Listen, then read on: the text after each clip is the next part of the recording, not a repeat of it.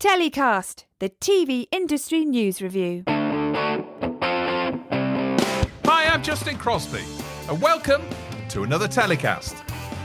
On this week's show, my guests are MIPCOM and MIP Junior boss Lucy Smith, with all the latest news on next month's mother of all content markets in Cannes. And Lucas Green, global head of content operations at Banijay, talks Survivor on the mega format's 25th anniversary. It's all coming up on this week's TellyCast. My first guest on this week's show is Director of MIPCOM and MIP Junior, Lucy Smith. Welcome back to TellyCast, Lucy. How are you? Hello, Justin. Thank you for having me back on TellyCast. I'm doing really well, thank you. Getting revved up and excited for the big MIPCOM ahead. I bet. This is kind of our 6-monthly chat, isn't it? And it's always look forward to catching up in the world of MIPCOM and MIP TV and everything that's going on in Cannes. I guess, a good place to pick up really is our last conversation at MIP TV. And I said, how's MIPCOM looking for this year when, cast our minds back to April? And you said, yeah, it's going to be a big one. It's going to be back. So, how's it looking? Give us a bit of an idea of, what to expect in the first proper MIPCOM post-pandemic.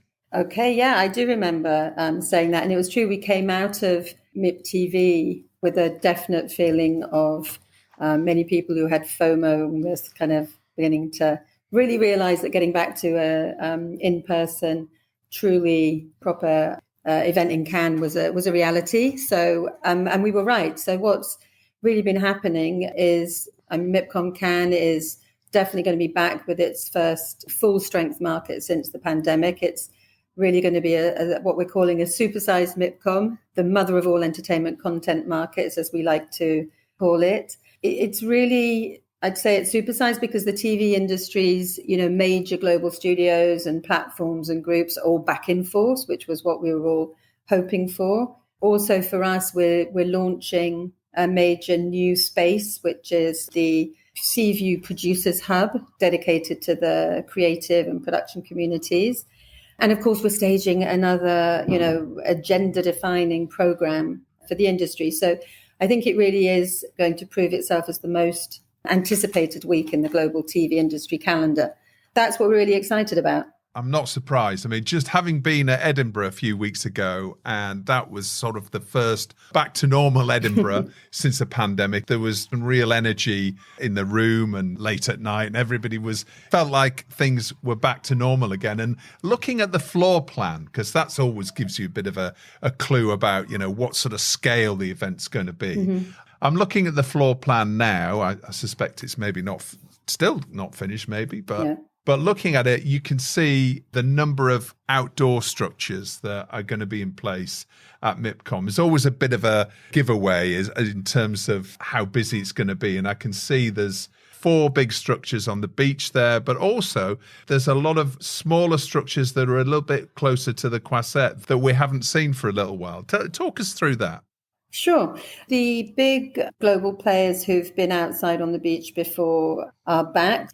You have an advance on me there, Justin. I haven't actually got the plan in front of me, but I do know it pretty well. So we've got Fremantle, we've got Paramount, we've got we've got E1, we've got A&E, and Warner's, of course. Of course, Warner Discovery on there. The Majestic Beach, absolutely. And then we have the new sands outside the Palais on the Croisette. There's a new Turkish group, which is Merzigo, which is a new company for us this year at MIPCOM. Samsung have taken an outside space, which is really interesting for the first time. And the new Fox Entertainment, the new Fox, which brings together Fox Alternative Entertainment and Tubi and Mar Vista, the studio. So that's exciting. And then, of course, there are the stands that have been in place before with Banijay right out front, who are actually taking a two-level, a double-decker stand this year. And ITV Studios will, of course, also be outside in front of the Palais. So, yeah, the whole footprint has really just spread out again. And also the newly branded Endeavour content. So 5th season out to the right of the Palais, and the Gare Maritime is also back in Cannes. Back with the super yachts over the other side of the Palais. That's right. And, The super yachts. and we're seeing BBC Studios back for first time. Now, is that going to be with their huge structure that was outside the Palais again? Is that the original structure that they had a few years ago? No, BBC Studios have taken a different exhibition space inside the Palais, but taking over a whole beautiful wing on the front with the glass windows overlooking the front of the Palais. So that's going to be a brand new space that everyone will be able to discover. No, BBC Studios are back with a very beautiful way of taking part this year. So we're really looking forward to that. And in terms of the Palais, we've got at least 4 floors, haven't we, open in the Palais? Absolutely. It's basically back to a normal MIPCOM floor plan because Palais -1 level is open again, and we have all the floors of the Palais will have exhibition space. We have the Amazon-owned MGM up in taking a new stand in front of the Debussy Theatre. Canal Plus are back where they used to be, up on level 1 as well. And all of the Riviera 7 and Riviera 8 halls are fully booked and, are going to be at full strength. Wow, it's going to be buzzing. I get the impression that it's going to be buzzing there. Now, I'm also looking at the new co-production and producers market area, which is a new area for MIPCOM, isn't it? And actually, I was looking at the floor plan. I was trying to work out, where it was. And actually, it's basically on the roof, isn't it? On the roof of Riviera 7 and 8, just after the bridge. And tell us about what that's going to be. Is that going to be a large covered outdoor area? Yeah, no, absolutely. It's a new big tent structure on as you said, it's the roof. It's what we used to call Riviera 9. So it's between sort of the Palais and the Riviera halls.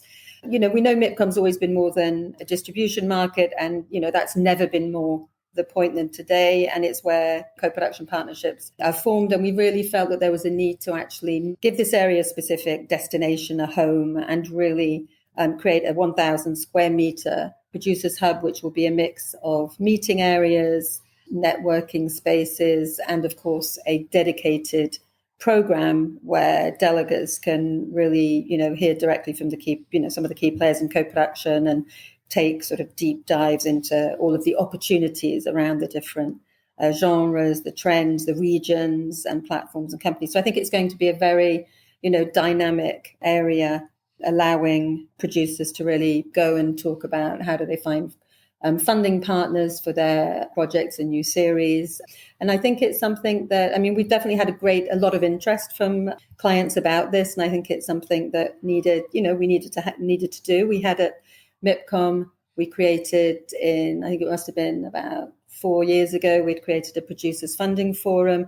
And this has kind of developed on that initiative and just really brought it in also as a physical destination, giving a space for, producers to find the right people to meet with. So, we're really looking forward to seeing how that shapes up. And that conference program that's actually dedicated in the Producers Hub, that's running alongside the other conference agendas, which is going to be happening in the main hall. Is that right? Yeah, absolutely. We'll have the program will run for, from sort of 9 till 5 on the Monday, Tuesday, Wednesday, and then a kind of wrap up on the Thursday. But it's a mix of some curated networking roundtable sessions and then some actual, speakers with panels. And then in parallel, there'll be the program in the Palais de Festival. So back to exhibitors then. We sort of touched on who's coming into specifically and in the outdoor spaces there. But what everybody always asks, and I think I may have asked you this like a year ago, Lucy, when we were talking about MIPCOM or the first MIPCOM, I wouldn't say post-pandemic, it was actually during the pandemic, depending on where you were in the world. Which are the countries that are coming back in force then that we haven't seen for a few years? Right. Well, and as you say, let's hope we are talking about this being post-pandemic now. If we look, obviously, at last year, we were seeing a lot of the European territories and some of the UK back, but now, for sure, the UK is back fully in a very big way. And internationally, obviously, the US, we talked a bit about some of the, all of the studios being back. There's also the Latin American market is back, Canada, most of Asia. Obviously, China still has a lot of travel restrictions, so will not be having a physical Chinese presence, but all of the other territories are back in pretty back to 2019 sort of way. So that's extremely positive. And then also there's the international pavilions, which have always had a great presence at MIPCOM. I think we're around 24 international pavilions coming as far-flung as Argentina and Australia, Canada, Colombia, India, who've actually kind of are growing their presence. And we're working a lot with the Indian pavilion to create some sessions around opportunities in India as well, South Korea, Turkey, Ukraine. We're very pleased, obviously, as we did last MIPTV. We were very pleased to have a Ukrainian national pavilion, which we offered to the Ukrainian industry, and that we're doing again at MIPCOM. And they'll also be presenting a showcase of their content in the Producers Hub this time around. It sounds like people are coming back in a big way. Looking at some figures here, and it's saying around 300 exhibitors. I know you probably don't like the name of it, but I always call it the bunker. Everyone calls it the bunker fondly, I think. Fondly, yes. Yeah. So we're going to see that pretty much full, are we, down there with that many exhibitors? As we fondly call it, the bunker, is probably about, 3/4 full. A lot of stands are there, but as I said, there are some pavilions like China and obviously Russia who are not there. But we also have some meeting areas where we have participants. There's always a lot of need for participants to be able to have their meetings in the Palais. And we know that, I hear it myself, we don't know where to have meetings. So people tend to go out and let's go over the road to the cafes. We've really making a focus of making sure that everyone's aware that there is a lot of meeting space that we make available. It's in the -1 area, but it's, all perfectly catered to and great seating areas. So there's both a buyer's area and a MIPCOM club overall and MIPCOM lounge where people can go and have their meetings. So those are all in the -1 area too. So I think, what you'll see is that it's kind of like big global players are there. Then there's the rest of the exhibitors coming really from all around the world. So throughout the -1 and then up into the other halls, we're really seeing extremely busy, vibrant exhibition floor. The spaces are pretty filled out. And you mentioned about different countries. You said India is expanding its presence. Are there any other countries that you've seen who are making more of an effort to come or coming in bigger numbers than there were prior to the pandemic? Do you see any trends coming through in terms of particular territories or businesses really upping their presence? We're seeing quite a lot of activity coming from the Middle East. We've got a more active participation from the United Arab Emirates, I know we have an Abu Dhabi Film Commission stand. We actually have a pavilion from Iran, which is a new participant. So I think the Middle East, there's a certain amount, there's more activity. There's also, we've seen a couple of new exhibitors coming out of Turkey, which I think I mentioned. There's MIPCOM, but there's a couple of others. But otherwise, there's new companies. There's around 50 new exhibitors this year, which is, it's quite a high number. But there are really a lot of different new companies coming from all over. A lot of these, some have been smaller, small companies that have been started up by executives potentially, having left bigger groups and have now sort of ready to take exhibition space. But it's very kind of spread out across many different territories. There's not like a one major trend that we've seen in terms of those new participants, other than those I just mentioned. I was expecting fast channels to be quite a big topic, and I know that's going to be represented when it comes to some of the conference activity as well. I'd imagine there's probably lots of new fast players coming, aren't there? That maybe specific territories or specific genres. Are we going to be seeing a lot more of those on the ground in Cannes? Well, I think there's a lot of our existing companies who come to MIPCOM who are, launching their own fast channels. There's a lot of that activity for sure. We do have a track of sessions focusing on fast channels, and we have speakers coming from, just to give some examples, from Roku, from Chicken Soup for the Soul, from A&E. In terms of the exhibitors, I guess, FilmRise have got a stand this year, Samsung, I mean, I think there are some exhibitors that are, involved in fast channels, but it's more in the conference sessions that will really be going kind of, doing a deep dive and really going in depth into that. And then it's, as I said, it's a lot of the companies who are already part of MIPCOM, who are also launching a lot of fast channels. It's certainly a big trend that's going on at MIPCOM. Yeah, that's right. I've seen recently the Cineflix are really leaning into it, and Blue Ant and various other distribution businesses, which are perhaps unsurprisingly. We shouldn't forget talking about MIP Junior, of course, and MIP Junior's back as well, but it's going to be back in its original home, or the last place we saw it, which was down at the Marriott. Absolutely, and it's actually the 30th MIP Junior, which is kind of cool. And it's back in the Marriott, which has been refurbished, so probably a slightly new configuration, but there will still be the usual, ingredients that make it what it is. So there'll be the screenings library, a physical screenings library that we've not had at the show since 2019, so that feels like quite a while ago. There'll be obviously a dedicated conference program to really go in depth into the kids industry. There'll be project pitches. So there's a couple of pitches, one on the under 11s and the other on tween content. There's also a keynote by Cecilia Persson, who's the managing director of BBC Studios Kids and Family, who will be talking about how she's looking for new fresh ideas and new international partners. We have a world premiere coming from a Canadian company sinking ship called Phoenix Rising. It's actually kind of cool. It's really kind of takes its cues from the Breakfast Club. So it's looking at a group of teens excluded from education and their experience. And that's going to be on BBC iPlayer. And then there's also, Closing Night Party, which is with NBC Universal Kids and Family, networking events. And it's going to be, we're expecting around 900 participants right now, which is great. I think the kids community really do like those moments when they can come together. MIP Junior really is that. It gives that moment in the calendar. So coming back finally and looking at MIPCOM as a whole, you're expecting in the region of what, about 10,000 delegates when all's said and done? That's absolutely right. We're expecting around 10,000 delegates from not far off 100 countries. It really is back to the global markets.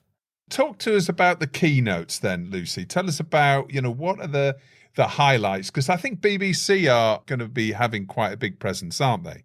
Yeah, absolutely. So BBC, we've introduced a new award called the Studio of Distinction. So it's being awarded to BBC Studios. And we're very, very pleased that both Tim Davie, BBC's Director General, and Tom Fussell, the CEO of BBC Studios, will both be present to receive the award, and it's the first time they'll give a joint address. And we've created this really to kind of mark the landmark achievement by a global studio, to celebrate, their achievements, but also to look forward to the future.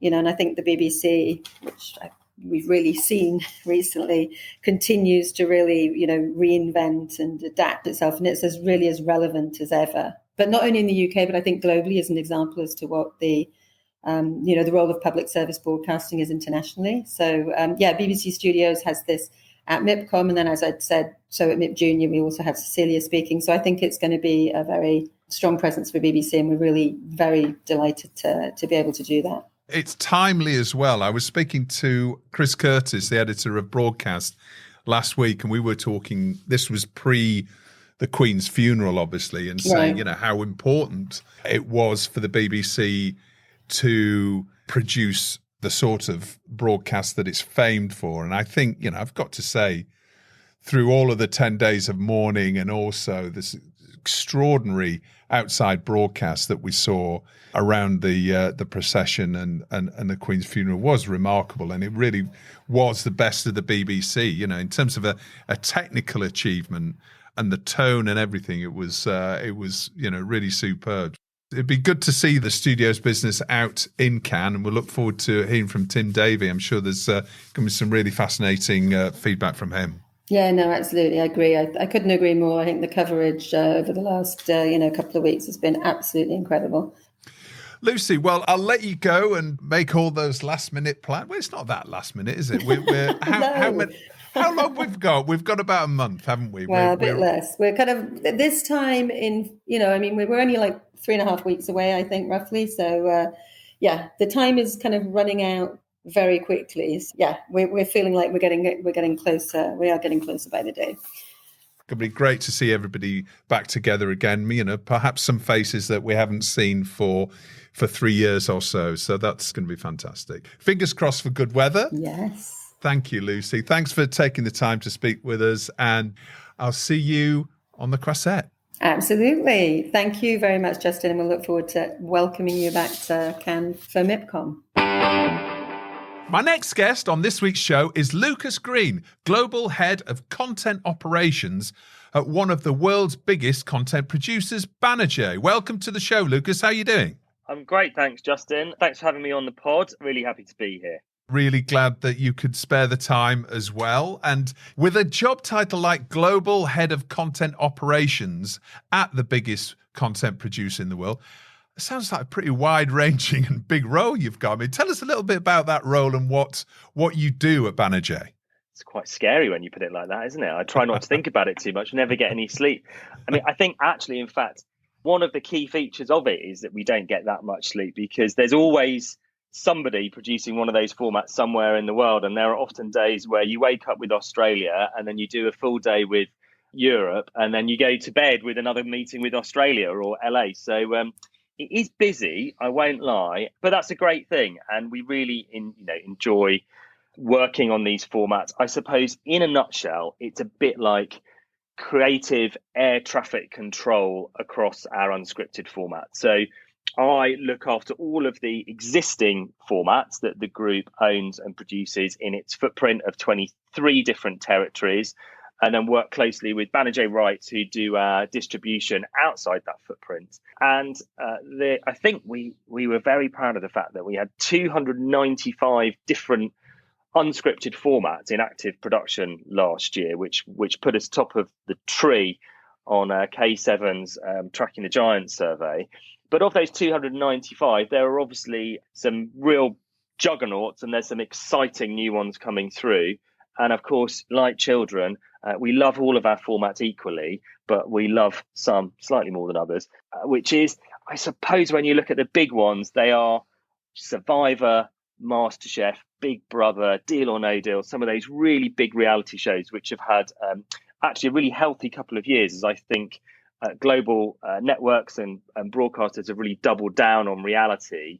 And I think that has been, great news for some of our catalogue. And at Banijay, we really do value our people and our talent, but also our IP. So anyone who's ever worked with Banijay knows that we're fiercely protective of those formats because they are a producer's friend. And I think when you've got a hit format, it can make your life a lot easier, whether you're a broadcaster or a producer, because you can lean into all of that experience and history of making the show and hopefully sometimes learn from the mistakes of some of your predecessors and make just the best show you possibly can. So we do love a good format. Yeah, well, clearly. Let's focus on the major juggernauts, as you put it. So you're overseeing both Big Brother and MasterChef and Survivor. Now, let's take Survivor. We're going to talk a little bit about Survivor, and that's another one of your formats that has recently sort of seen a resurgence and been rebooted. It's one of the world's biggest formats.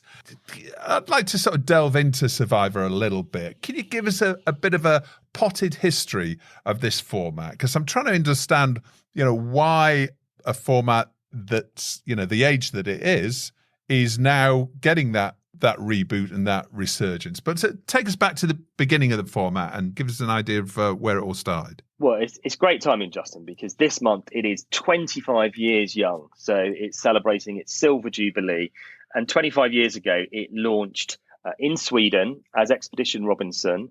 It was originally created by Charlie Parsons, produced by Castaway and ordered by SVT. And it did incredibly well in Sweden. And most TV viewers in Sweden still remember that moment when it launched, and it had an immediate impact and it began to very quickly travel the world. And I think it was around the turn of the millennium where reality shows were really ripping up the rule book and creating this brand new genre. And It's no coincidence that Big Brother, also in our catalogue, came around at a very similar time. And actually, they reinvented the world of reality, and I think set the bar, which is still produced at a very high level. I think it's a very long story since then, and it's been produced now in 50 territories, and we've had over 5,000 different survivors take part in the show over those 25 years. We still produce it in 21 different territories this year alone. So whilst it's made headlines in the UK, in all of that time, it's been a huge show around the world over those 25 years. It's the gift that keeps on giving for lots of our clients. And there's a huge fan community of Survivor 2. I think also important to say that, we couldn't have done that without the people who are on site and producing it. And as the air traffic control in Banijay, we ensure that these formats are produced to a high level and able to tap in all of that expertise that we have. And we will do approvals if different territories want to make changes or adapt it or do different versions of the show. But ultimately, it's those producers who are working incredibly hard to cast the shows, produce the shows, build the storylines, work hard in the edit to create these brilliant narratives. So I think it's quite nice to sort of sit here with you guys and take the credit for its success. But really, we try and stay in the background and let the local producers produce the local version, which is going to work best for their demographic and have that localized flavor within a big global brand. So going back to that first production, you say it was SVT that originally commissioned this. So where was that show set? Was that show set in, a tropical environment, or was it sort of on the Swedish archipelago? What was the secret of that show and that broadcast that set all of this in train? I think, it's always been an exotic show. It's called Survive. It's a brilliant name. It was first there on the market. Land grabbed that title. And actually, it's a genius format because it creates natural drama. It's an elimination show. To those who don't know Survivor so well, actually don't be misled that it's not really a Bear Grylls survival show. This isn't just about kill it, cook it, eat it, and find something and to eat and build a bivouac. It's actually very much a social game, and it's the last one standing. So yes, it always works best in exotic locations, which is far away from the madding crowd. It's back to basics. It's under a hot sun. It's on a beach. It's tropical locations work best. We've produced it in hundreds of different places around the world, so it doesn't have to be in one specific place. It's not about that precise location. But I think it's stripping away the luxuries of modern life and then putting that diverse group of people into a melting pot of a social game. And actually, that is the key to it. It's the fact that they begin as two tribes, they eliminate people from their tribe, and then they come together. And that drives the drama of you've got to work together, but ultimately at each tribal council, you've got to nominate who's going to leave. And it's a whittle. So it is a game. It is outwit, outlast, outplay. It's the last person standing, and you've got to have whatever it takes to win that show. And whether it's what you bring physically in terms of the challenges, whether it's the alliances that you make, whether it's the friendships you make, whether it's you've got the best strategy. It's quite a psychological game as well in terms of how you go about trying to win. And of course, it's got a cash prize. So it's got all of the great beats of a reality, which is it's got jeopardy, it's got great stories, it's got human drama, and there's a real purpose to it at the end. It's about winning the prize. And I think, interestingly, a lot of copycat shows over the years have had to avoid infringing Survivor, and they don't quite deliver, because if you haven't got that very simple mechanism driving it, sometimes they don't have enough jeopardy. Sometimes they're trying too hard to be different. And actually, we love Survivor because it's the original, and therefore it's the simplest, and for many reasons it's the best. It's really interesting what you're talking through, those format beats, as you put it. Andy Fry, fantastic journalist who writes some features on the TellyCast website. He recently wrote a piece about the non-scripted format trends that seem to be sort of breaking through right now. And it came through with a few of those. And I was just sort of looking at his piece while you were speaking. And it sounds like one of the keys to Survivor's success, which you didn't mention, but you did in a way, is actually strategy. There's a real strategic element in play here when it's about the ultimate survivor coming through these eliminations and what have you? Do you think that's the real edge, the strategic edge? I think so. Yeah, it's about gameplay, and it's different from the other genres of shows. It's not about dating. There's quite a saturation of reality dating shows out there at the moment, and you have to be drop dead gorgeous. You have to look like a supermodel to take part, and you have to be single. Whereas Survivor can cast from a very diverse group of people, much like Big Brother. It can be a real cross section of society, which allows it to stay fresh and topical. So you cast according to what different social movements are going on in your country right now. And so you can have the best people rather than just the best looking people. And then as you put those different personalities together and you then set the game in motion, yes, absolutely. It's about strategy, and different people have different strategies to win. Some want to be the most popular, some want to be the most cunning, some think that they can outwit the opposition, and some think they can do it through teamwork. So much like life, everyone is different, and I think every single game of Survivor plays out slightly differently as a result. I thought what you were going to say that I'd missed out is that it's kind of its filmic quality. I don't know whether Andy talked about this. I must read his article. It sounds very good. It sounds like good homework. I think we've seen this big rise in unscripted thrillers. So they're unscripted formats, but it feels like you're watching a movie. The landscape, the setting, very visual and spectacular. And so it has a lot of the same elements of watching a big scripted series, but of course, they are much more cost efficient and quick to make. Even a show as big as Survivor, it's going to take us over a year to produce the new series for the BBC, and it's been in development for a long time. But actually, that's still significantly faster than if you're doing an enormous scripted launch. And so I think that's one of the reasons why a lot of these shows now look, they're filmed in a brilliant way. The quality of the cameras and the lenses have improved, and with drones, I think that a lot of producers are now able to create these unscripted thrillers, which you can sit and you can enjoy as a box set and really binge through. And I think, again, this will hopefully do a brilliant job for BBC iPlayer, as well as being in a scheduled primetime slot, because it's a sort of show that you can consume in a week, and you can absolutely watch 2 or 3 or 4 back to back, because the story just keeps driving it, rather than it feel like a very much, a weekly episode that you're going to come back to in the schedules. Post-pandemic, we've seen, a huge number of format reboots being commissioned, obviously, and I would imagine Banijay has been the recipient of many of those. But why do you think that is? Why now is it that Big Brother is getting recommissioned, and Survivor and lots of other formats across your catalogue and many of your competitors? Why is that the case? Because we've been through a period of a couple of years when we were all locked down, probably unable to shoot many of these types of shows. Is it a business reason in the way that sort of Banijay now is really hitting its stride, coming together after Endemol Shine acquisition? Is it now that the company's really starting to get up to speed in terms of exploiting these formats? Or is it more of a demand coming from broadcasters and audiences that they want to see these sort of familiar shows?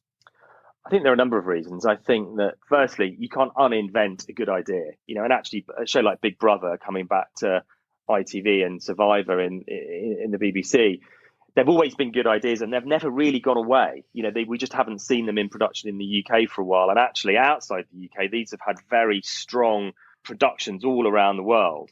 What Banijay has been able to do, yes, as we've integrated post-Endemol Shine acquisition, we've really come together to look at these formats and share that expertise. And I think there is a pandemic-related issue there, which is that these big brands that have got 25 years of you should see the Bible for Survivor.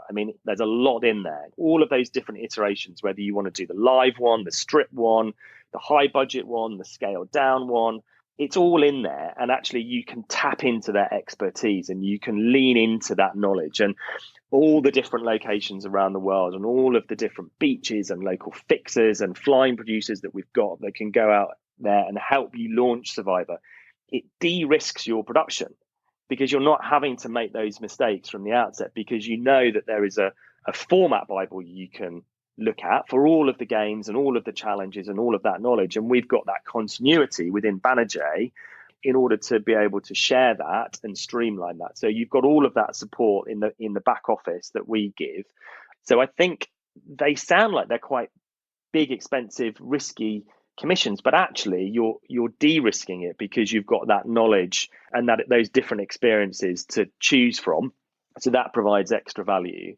I think in terms of the market, I think that we've been quite savvy to ensure that we've got a very diverse portfolio of formats. I think our senior management team, when they went out and acquired different companies over the year, they looked at where there might be gaps in the catalogue, and they acquired Survivor 5 or 6 years ago, and they acquired Castaway and bought it from Charlie Parsons. They could see that there was this appetite for big adventure reality, and we did the same with Temptation Island, and then of course with Endemol Shine comes Big Brother. So we could absolutely see that the changes in viewing habits were pushing us much more towards reality and unscripted, and we really saw the value in unscripted reality when actually maybe other studios were really doubling down on scripted. So I think it was quite good long-term planning from Banijay, but I think also there is a real benefit to broadcasters that these shows which have existing track record and experiences in other productions gives value to both sides. Fairly recently up at Edinburgh, and I know you were up at Edinburgh, Lucas, and one of the headlines that came out of Edinburgh was Ian Katz talking about, and I think his quote was actually reading from Deadline now, he said, there is something depressing about the number of UK reboots, even though obviously Channel 4 are rebooting a number of their own formats as well. Clearly you won't agree with that, but do you think that reboots make it tougher for new formats to break through? Because surely that's, as you mentioned 200 and how many formats that you're currently managing. Obviously, the priority is what brings the most money in, but the rebooting of something like Survivor for a broadcaster will also impact on some of the other formats. You've got some of the newer formats that you might be thinking, well, maybe, this could be a 25-year format in the offing, but actually, you're having your own formats competing against each other for commissions. I mean, how do you manage that? What's the strategy behind deciding, which formats you really want to push and which, you're happy to sort of build on their legacy? We'll put it this way.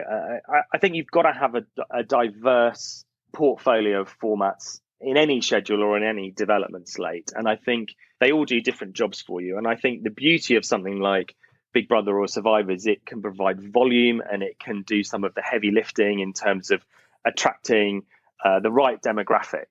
And I think that having a big commercially successful show then allows you to take risks in other areas. You wouldn't want to throw 11 unblooded youth team players into the starting 11 of Man City. Whereas actually, if you've got a big star like Erling Haaland, who is going to score a hatful of goals, it allows you to take risks in other positions. And I think that's why you need that mixed culture of shows.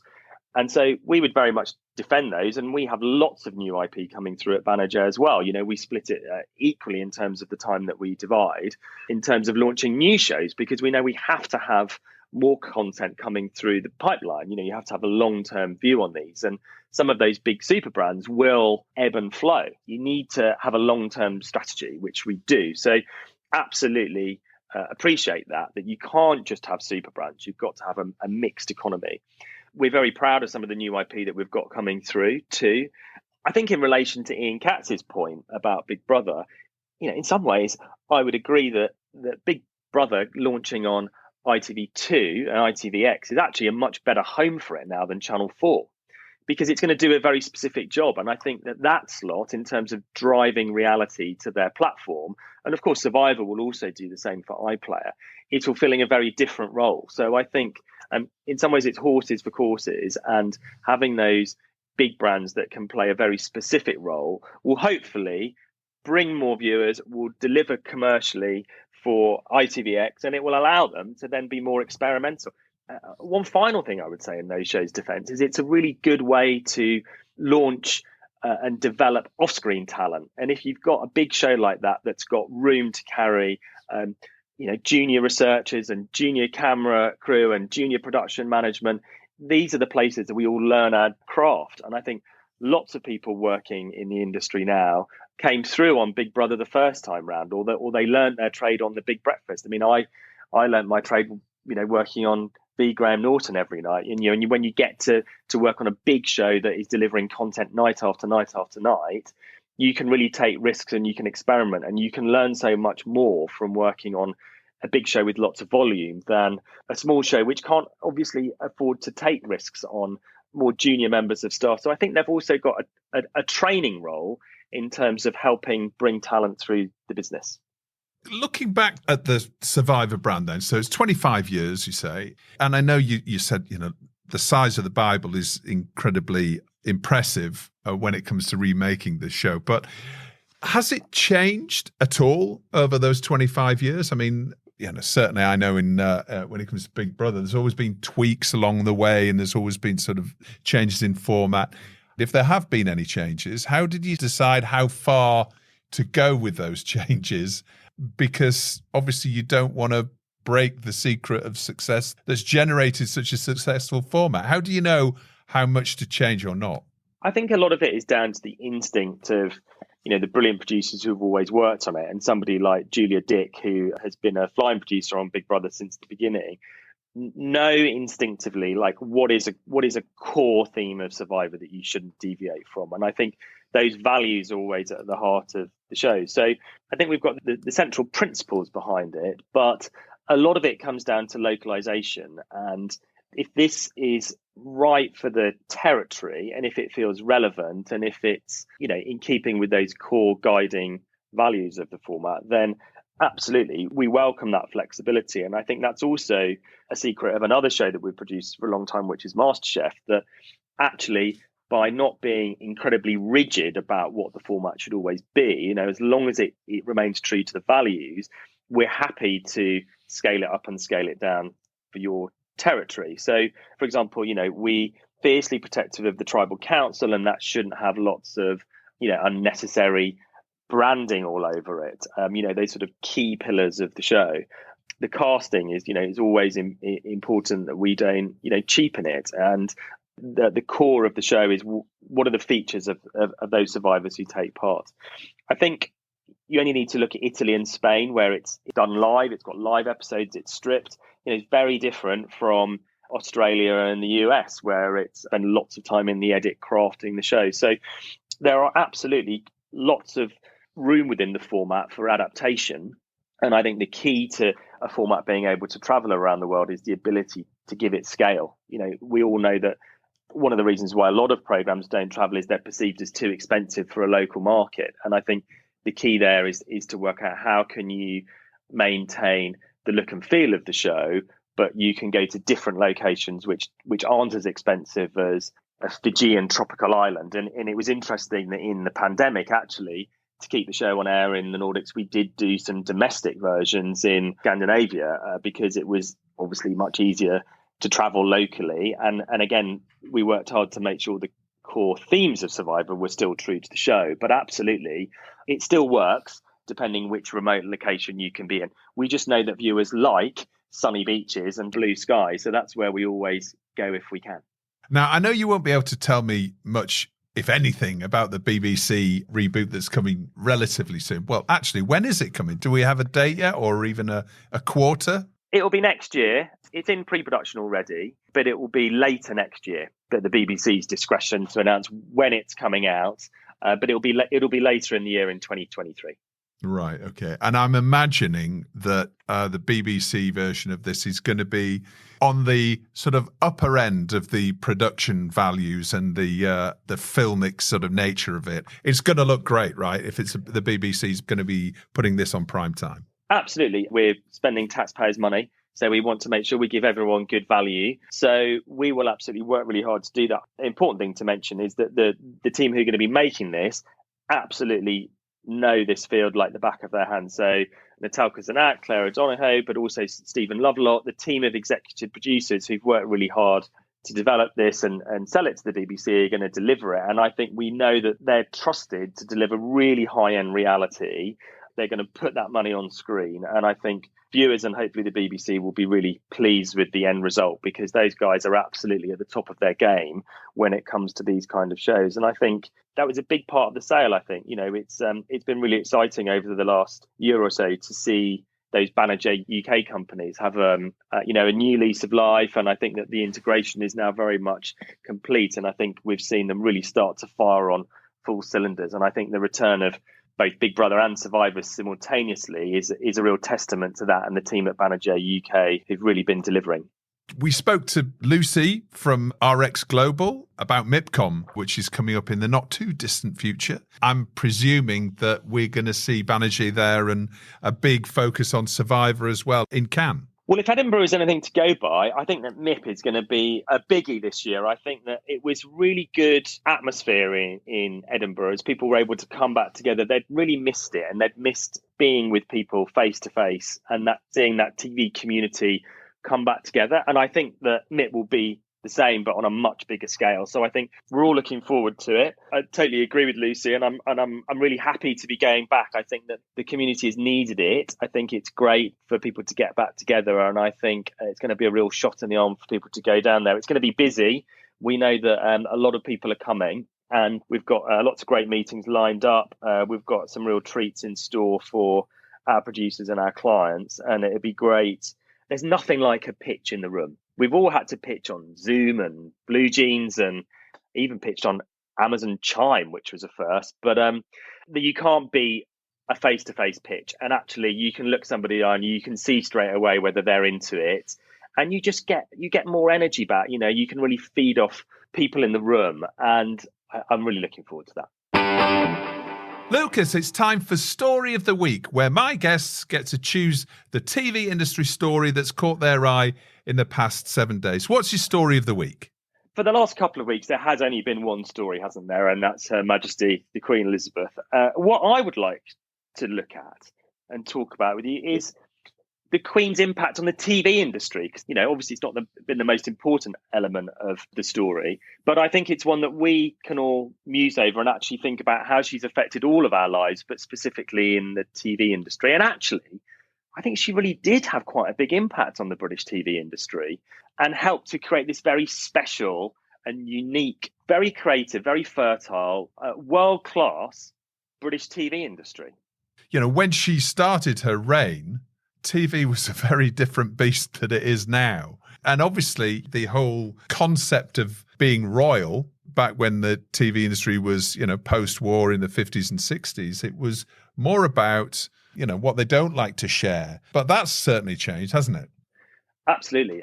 I was a historian at university before I turned my arm to TV. So I always like to try and see through the perspective of the past and what it can teach us about the future. And the very element at the beginning of the Queen's reign in 1953 was the reason why most British families went out and bought a TV set, because they wanted to watch the coronation.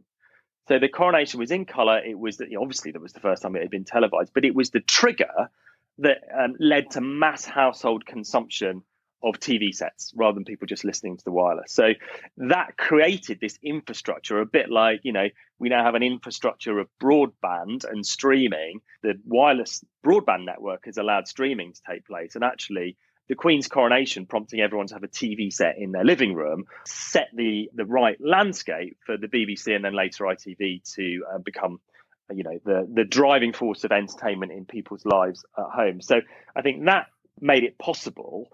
And then the fact that I think the way that the Queen interacted with the press is really interesting to look at, because we know that by the late 60s, she was thinking about how she could modernise and come into people's lives. And they made this quite controversial at the time documentary called Royal Family. It was made in 1969. And she let the cameras follow her and her quite young family at the time round for a year. And it's interesting that Princess Anne actually said she really hated the idea and really didn't like it at the time and found it really annoying. But it was the first time that cameras actually filmed them as a family talking to each other rather than talking to the people. So this was much, much more than just having a televised Queen's speech. And if we look back, you could say that this was the birth of the reality show. Rather than just sitcoms and game shows and dramas and news, it was actually entertainment based around just watching a family life.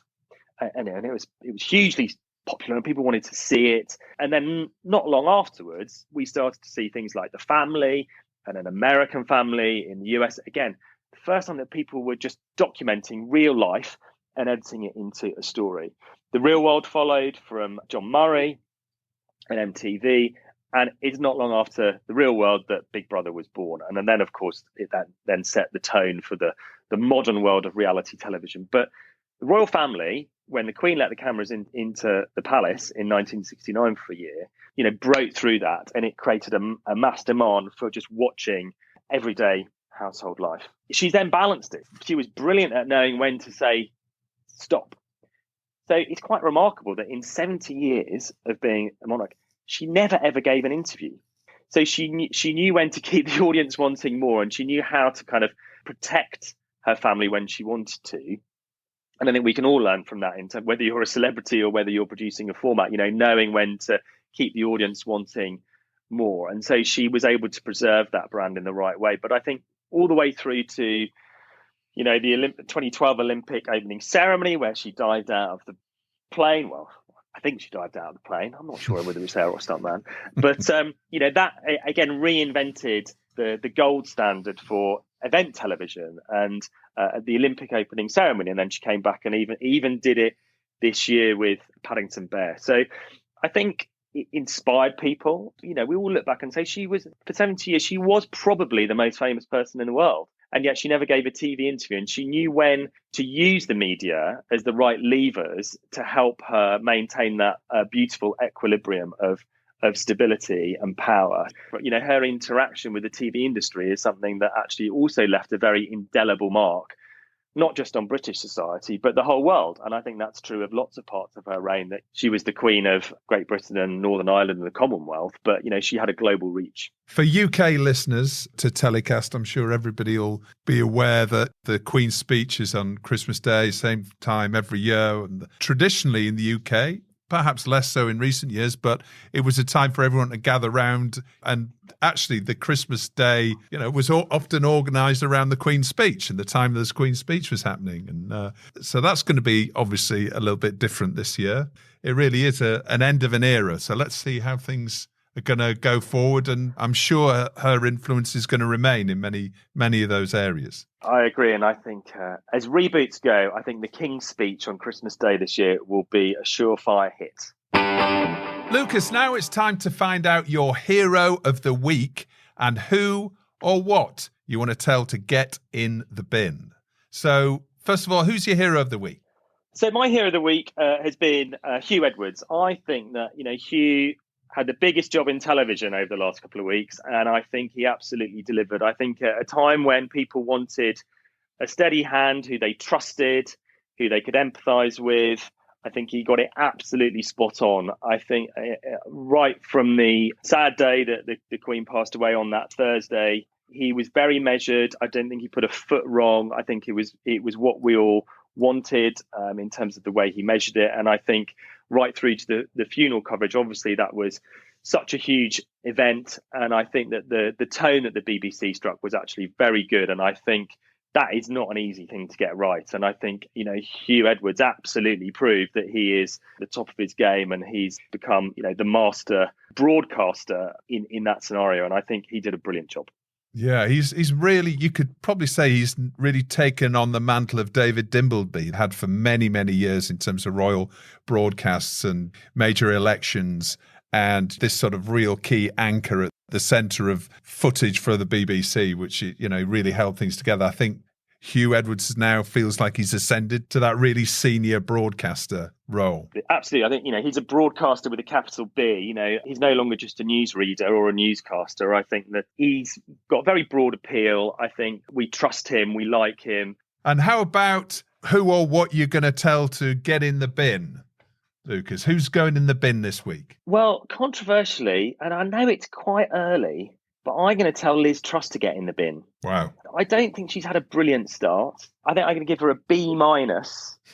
And you know what? I think as we now enter a period of perhaps instability and a national identity crisis, we've had stability for 70 years, and I think Charles has made a very good, solid start, and people are warming to him, which is great.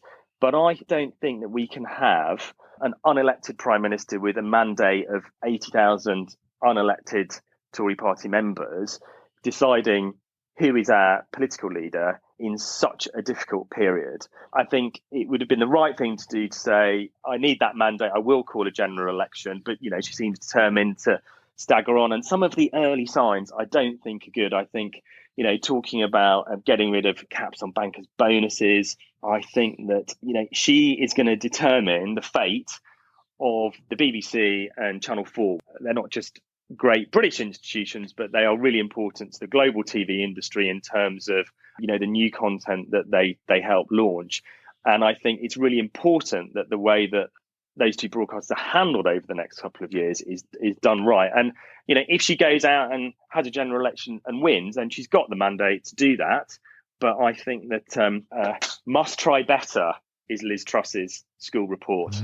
Well, she's certainly got a big job on her plate, I think. As you say, there's probably a little bit of feeling of insecurity, maybe, a little bit of change in the air. You have to be impressive, I think, to carry this role as Prime Minister off now, more than perhaps the last 2 or 3. But let's see. And it needs authority. You need somebody who's got the belief and the trust of the nation. And I think if we've got somebody who's got a general election victory behind them, I think that also gives people confidence in the leadership. But I think at the moment they don't have that. Yeah, all will be revealed, and there's is probably a tricky winter ahead for Liz Truss. But there she goes. The first time that the Prime Minister's got in the bin. I suspect there may be a few more, but who knows? Let's wait and see. Hopefully she'll do some amazing work that we'll all be very pleased with. Jury's going to be still very much out. Lucas, thanks so much for joining me this week. Really interesting to chat with you, and look forward to seeing you down on the Croisette in the not too distant future. Yes, I look forward to it very much. It will be a pleasure, and let's hope the sun is shining on us and we can all enjoy an excellent market. And we look forward to seeing lots of friends and colleagues who we haven't seen in person from around the world back down there in the south of France. Lucky old us. We do work long hours, and it is a tough industry. But, at the end of the day, it's a nice job, isn't it? We get to go and hang out in these swanky places and enjoy ourselves. I think we have to say thank you for all of that and appreciate that even on the long days, it's a very rewarding job. So we're lucky old souls. Yeah, that's right. It's not a bad gig, is it? I can think of worse. Being Prime Minister. Yeah, there we are. Thanks, Lucas. We'll see you soon. Thanks very much. Goodbye. Well, that's about it for this week's show. We've just announced our next TellyCast event, the TellyCast Digital Content Forum, sponsored by BBC Studios. It's a unique new industry event created to explore the opportunities, trends and commerce in digital video. The speaker lineup reads like a who's who of the digital content community and includes top execs from Meta, Channel 4, Lad Studios, Jungle Creations, Audio Boom, Future Studios, UTA and BBC Studios, and many others. Plus, we have some incredible creators lined up for the event, including Joe Sugg and Danny Robbins, writer of the podcast turned TV show The Battersea Poltergeist. It takes place at the BFI South Bank in London on Thursday, November the 10th. Tickets are strictly limited and on sale now at telecast.com/events. And our early bird ticket promotion runs out at the end of the month, so move fast for the best ticket deals. We hope to see you there. TellyCast was edited by Ian Chambers and recorded in London. Until next week's show, as always, stay safe,